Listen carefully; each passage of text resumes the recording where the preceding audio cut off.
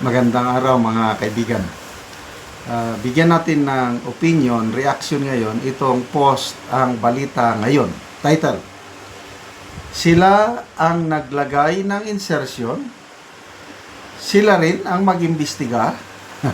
Ito po, pahayag ni ex-Senate President Franklin Drilon tungkol sa gagawing investigasyon sa Kamara dito sa controversial na flood control project. Iginiit ni dating Senador, Senate President Franklin Drilon, na hindi ang Kongreso ang dapat manguna sa investigasyon sa 590 bilyong flood control projects ng gobyerno. Aniya, mas nararapat na independent agencies tulad ng Commission on Audit at Office of the Ombudsman ang mga siwa rito upang matiyak ang kredibilidad. Sabi niya, the Commission on Audit and the Ombudsman should take the lead. Yon ang exact word ni Senator Drilon. Giit pa ni Drilon, kung ang Kongreso mismo ang mag-iimbestiga, madali itong pagdudahan ng publiko.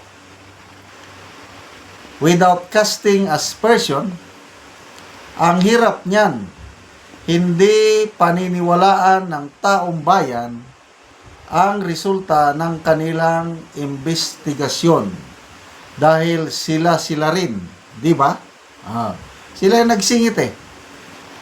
Binanggit din ni Drilon na ang flood control projects ay isa sa pinakamabilis lumaki sa pambansang budget.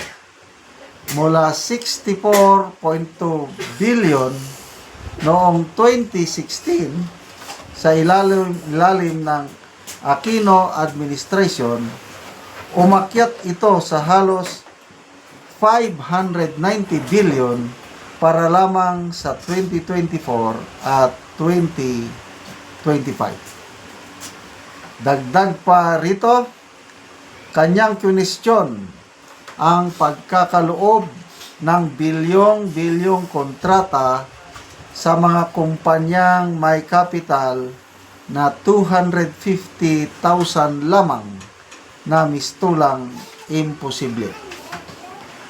Nanawagan din si Drilon sa paglusaw ng mga district engineers ng DPWH na aniyay nagdodoble-doble lang ang trabaho ng regional directors at madalas ginagamit bilang palusot na proyekto umano ng mga kongresista at senador.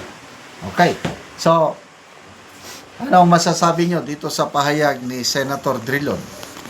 Ako, totally agree. Lalo na dito sa Kamara, yung sisimulan na ata, yung TRICOM nila, Committee on Public Accounts, Committee on Public Works, at saka Committee on Good Government and Public Accountability, sisimulan na nila eh. Wala akong katiwa-tiwala sa mga investigasyon dito sa camera dahil karamihan nga na involved ay kasamahan din nila. Although, let's make it clear, naniniwala ko marami pa rin kongresista na matitino. Kaya hindi natin it's an open secret now yung sinabi ni Senator Drilon, Senator Lacson, kongresista na, contractor pa. As early as 2022, meron ng 67. At ako mismo, personal knowledge ko, meron akong isang kilala, bago siya naging kongresista, contractor na siya. Kaya, agree ako doon sa sinasabi ni Senator Lacson. Okay, so pagdating naman sa Senado, lalo na itong Blue Ribbon Committee, mas kapanipaniwala ito kumpara sa Kamara dahil nandyan po si Senator Marcoleta bilang chairman, tapos yung mga members niya o vice chairperson, Senator Alan Peter Cayetano, walang bahid niyan sa korupsyon, Senator De La Rosa, Senator Bongo, walang bahid yan sa korupsyon. Kaya pwede para sa akin ang Blue Ribbon Committee. Actually sisimulan na ngayong Martes, August 19. Then, of course, tama rin, Commission on Audit at saka Office of the Ombudsman. Actually, may nabasa kong article somewhere in Bulacan. Nag-order na ang commissioner ng COA na magkakaroon ng fraud audit. Fraud, yung, pan ba? I don't know, how can I explain yung fraud audit? Kasi, nakakabahala, sabi ng commissioner ng COA, na bilyong-bilyong pondo na wala namang nangyayari. Kitang-kita na yung ang laki ng ang daming flood control project sa Bulacan. 683 if I'm not mistaken. Kaya lang, palaging binabaha ang Bulacan.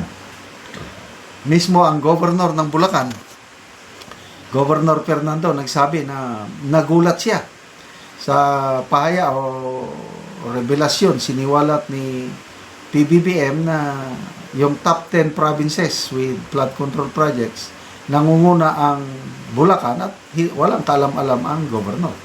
At sabi ng governor na hindi nila nararamdaman ang magandang epekto ng bilyong-bilyong pisong nailaan sa Bulacan para sa flood control.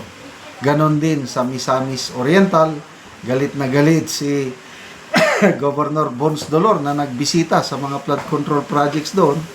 Pero sabi niya, 1 billion peso ang nagastos sa 1 kilometro na flood control project or diki na kitang-kita, nagiba na dahil halos walang bakal. Napakanipis ng simento. So, ito, salamat at nabulgar ng kanilang mga kalukuhan at independent body. Wag na yung Kamara. Pwede yung Blue Ribbon Committee ni Senator Marcoleta. Okay, salamat mga kaibigan sa inyong pagsubaybay sa ating channel. Nakakatulong kayo ng malaki sa tribong Talandig ng Bukidnon dahil ang sweldo natin sa channel na ito is pantulong natin sa tribo. Namimigay tayo ngayon ng mga libreng yero at pako para makapagpatayo naman sila ng mas maayos na tirahan. Panoorin nyo ang video na ito. Mauna ni si Angkol ang matagaan og yero, patap na siya karon.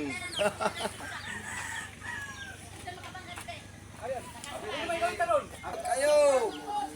Nakatoprak yun ko sa akong payag. Nakagbabalik.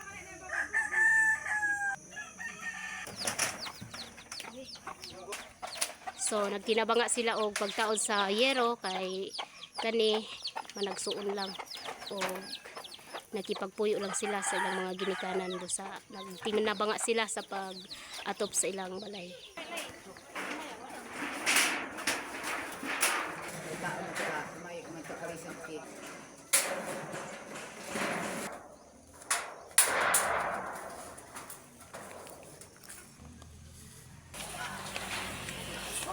Yan ko na si iba.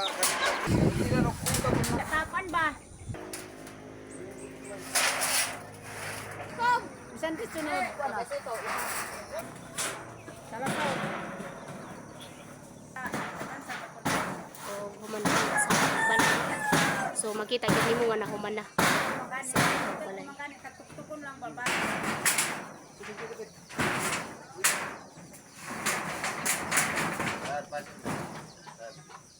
Og karon ko human na gyud ang balay nga kuan unsa imong masulti ko nga natagaan ka Giyero og Plainsten Pako. Salamat sa Ginoo nga nakabalay ra gyud ang akong anak. Oo, kay nakigloon lang ang Kaya imong anak nakigloon lang sila sa ako. og imo na siyang gitabangan Ug aron lang makabalay. ako silang gitabangan nga aron makabalay. So salamat kay sa Ginoo nga nakabalay na gid sila.